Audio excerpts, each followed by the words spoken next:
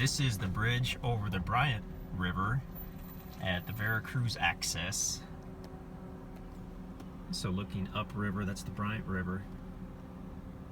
There's some camping spots. So as we go a little further, you'll be able to see the property actually up the river. So if you look up the river, on the right is the Bryant, on the left is the Hunter Creek. And actually, where those happy children are frolicking, that is on the property. That's the confluence of the Bryant Creek and Hunter Creek. There's a rope swing that's kind of set up there, and I mean, feel free to post it, no trespassing if you like, but generally those people don't bother anybody. Just out having fun. It's one of the warm days. It's kind of the end of the winter, and it's really nice. It's about 80 degrees today. So this is, there are, I believe, a couple campsites, I'm not sure. The access I like better, the public access, is up here, and it's still within the Veracruz conservation area, but it's another area on Hunter Creek, and we'll see that in just a moment. I won't go right to the access area, but we'll cross over the bridge at Hunter Creek.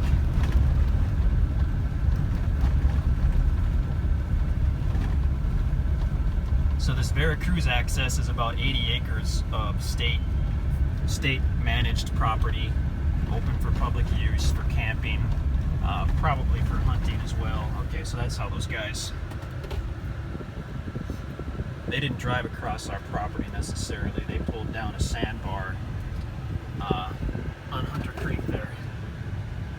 And now they're, oh, he's going off on the rope swing. Go ahead, buddy.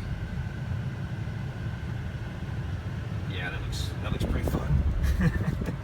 But I have to work. I've got to make videos. Okay, so as we come up here, you'll see AB Highway off to the left.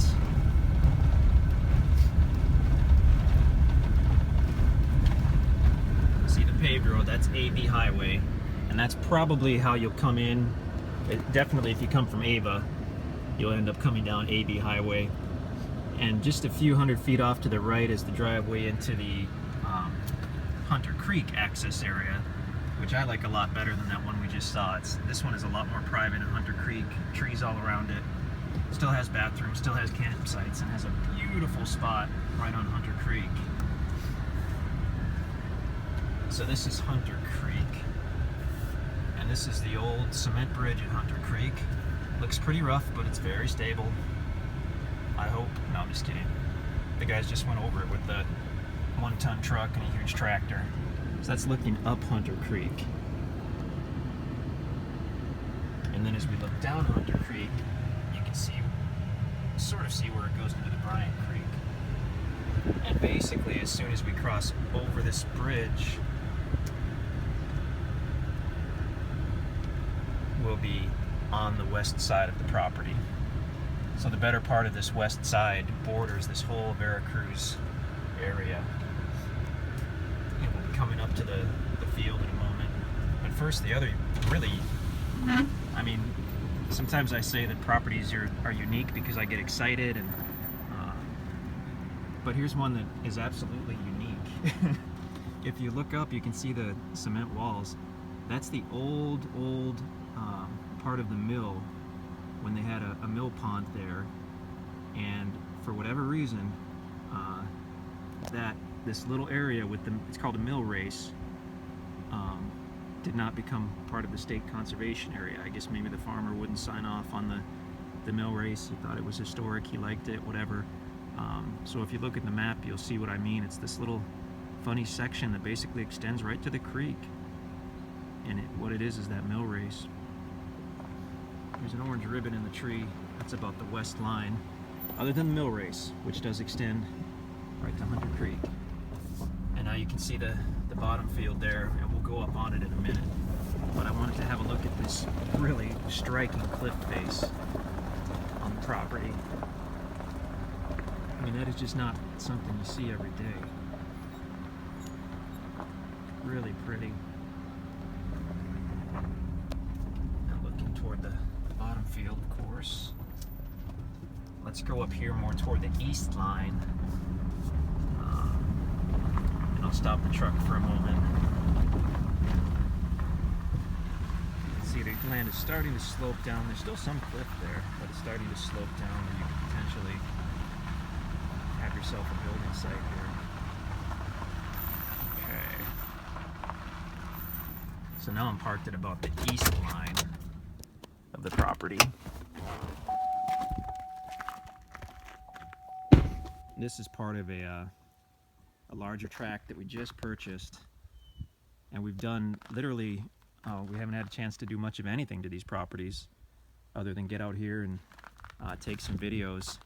So if you were going to build on the south end, this section here, I can hear squeals of delight down at the river. This section here would be one of your better bets if you wanted to build on the south end and be out of the floodplain, because it does rise up. Now if you go back 50 or 80 feet, it starts to get pretty steep. But as we walk onto this, you'll be able to see that there is the potential for a good building site here.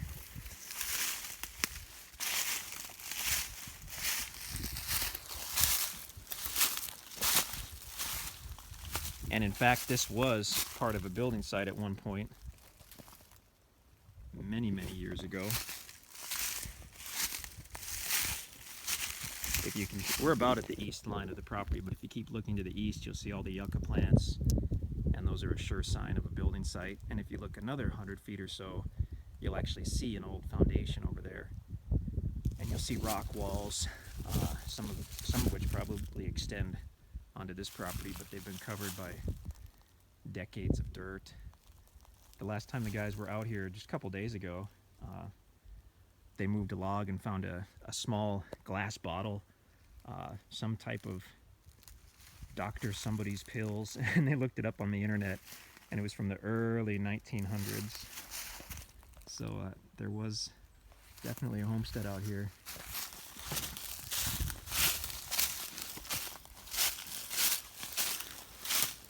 But this would be a pretty spectacular sight in my mind up here, sort of backed up toward this rock wall. You almost have to see it in person to get a feel for it. But when you come down here, be sure to go down the road another 100 feet and look at what the homesteaders did 100 some years ago. Similar situation. They put their foundation about halfway up, backed it toward the rock wall. They did kind of a two-level thing. Really can't see it through the trees, but it's pretty cool.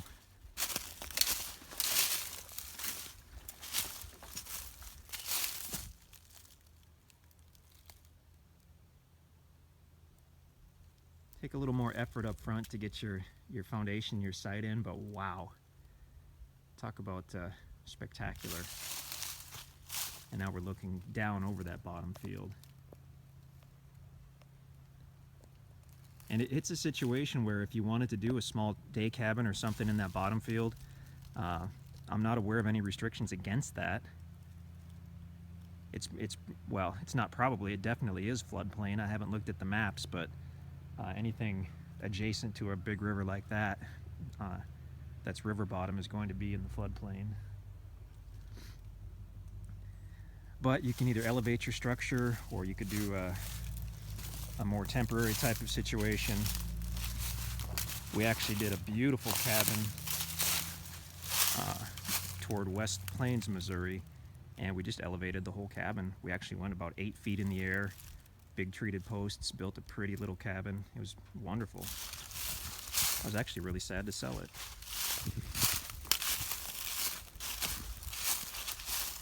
But that's why we built it. I didn't really have a choice. But I mean, this is one potential building site.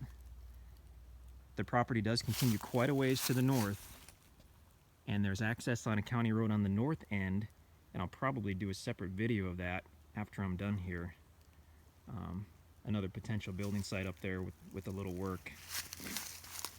But this would get you right down here at the river, which in my mind is fantastic. So now, that being said, let's go take a look at this Bryant Creek and Hunter Creek.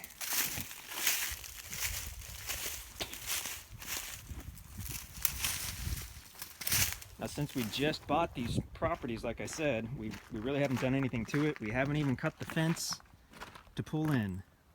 So we'll either do that, or you can tell us where you want the fence cut and we'll do an approach there, or it may well just be done by the time you make it out here to look at the property. But I mean, multiple spots. You don't have to get a permit to do it here on a county road in Douglas County. You can just cut the fence, use a shovel or whatnot to shave a little dirt off that berm so you can pull in. But we have the fence. There was an existing opening a little further up here, so I'll pull in through that and we'll go down and we'll check out the river. This is a beautiful section of field here on the right. It hadn't been mowed for several years, and the farmer we bought it from had just burnt it off about a week prior to us buying the property. And that's kind of an alternative to mowing, is just to do a controlled burn. So that's why you see some black marks or whatnot. That's from the controlled burn here, but the grass is already coming back up. So right now we're off the property and we're about to pull back onto the property.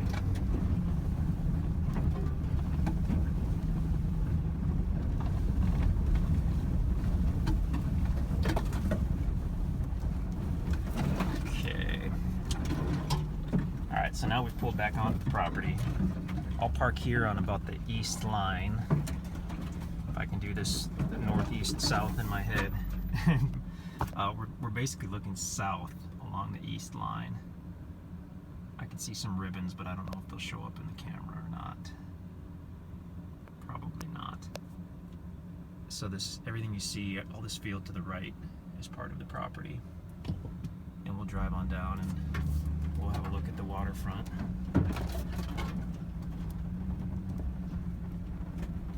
Amazing property. The other thing I didn't even think to mention is, if you look at the other section of this field, possibly more of this field, this was the site of a Civil War battle, one of very few battles in southern Missouri. It was called the Battle of Clark's Mill, or the Battle of Veracruz. And the actual fighting, according to the map we found, some of the actual fighting was on this field. I don't know what part of the field specifically, but I've heard of people finding cannonballs and bayonets and different stuff around here, so that's pretty interesting.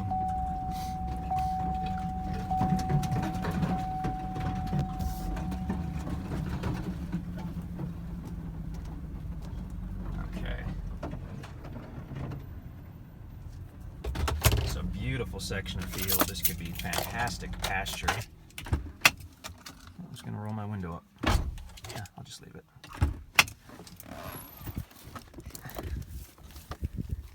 And then I've only been down to this river bottom area once or twice, but you'll see when we get to right up by the water, not only are there gravel bars, but there are huge sandbars, which I don't expect to see in Missouri.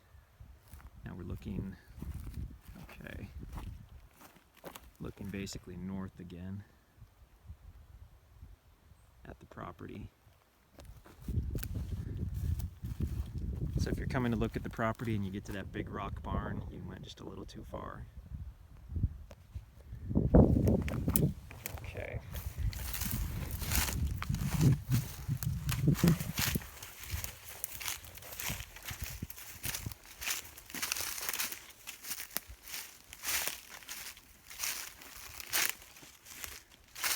Alright, so right away you can see this isn't just a gravel bar, this is pure sand.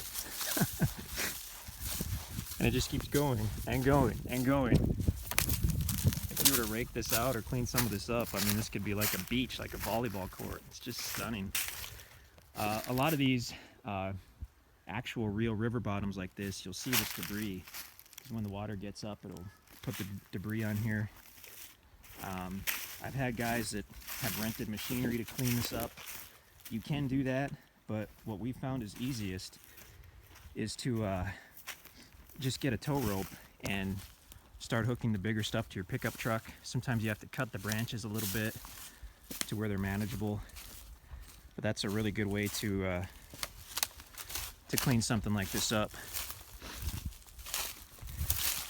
Or you can just wait for the water to get up again and see if it cleans it all up for you. That's probably the easiest. So this is all just still pure sand. If you want to go into the sand business, this is a good chance. I've had to buy some sand for a sand table lately. And if I paid as much as this stuff is worth, then there's a couple $1,000,000 worth of sand here. But in reality, there's a few thousand cubic yards easily of sand. And now we're right up to the Bryant.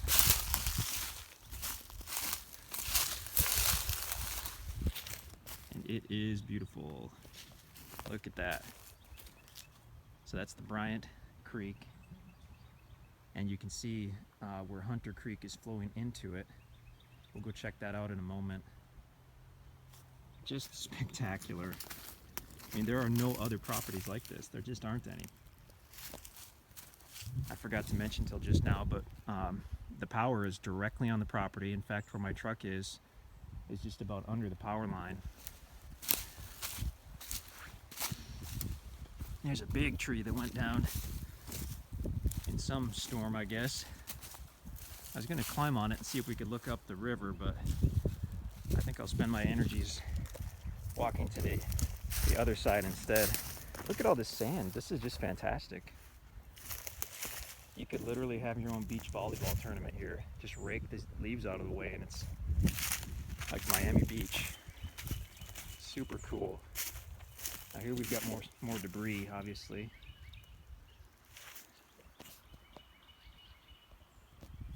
Across the way, that is a some kind of camp. Owns that over there.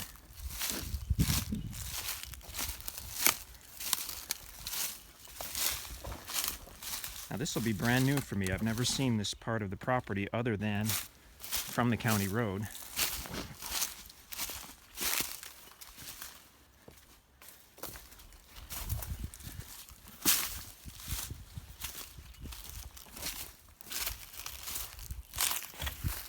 There's a rope swing right there in a deep hole of water. That looks really tempting. My phone is supposed to be waterproof. Maybe after the video. Wow.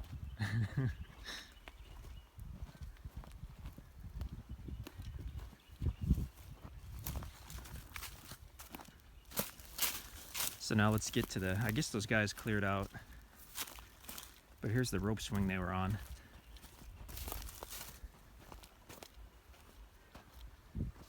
This is it, man. This is what it's about. Look at this. Holy cow. I can see fish down there. I can see deep holes of water. I don't know that I would jump off that rope swing right now with the water being lower than average. But to each their own. There's Hunter Creek, obviously.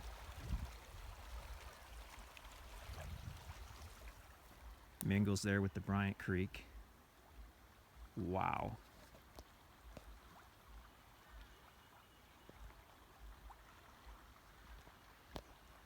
Look at the aerial maps to get a good idea of how this lays, but it's hard on the land to see how it lays, but if you look at the maps, you'll get a good idea. This is a fabulous hole. Fish just jumped over there. Fabulous hole of water right here. The Bryant is popular for canoeing, for kayaking. Fish are jumping all over. For floating. This really is as good as it gets. We've got power here. We've got the Civil War battle site nearby. We've got the old mill race. I mean,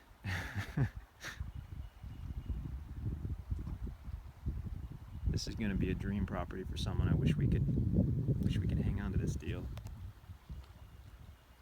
Got to pay the light bill though. We've never had a property even close to this.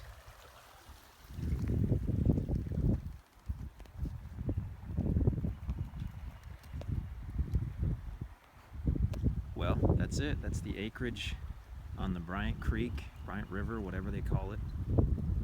I call it either, and Hunter Creek, literally where they converge.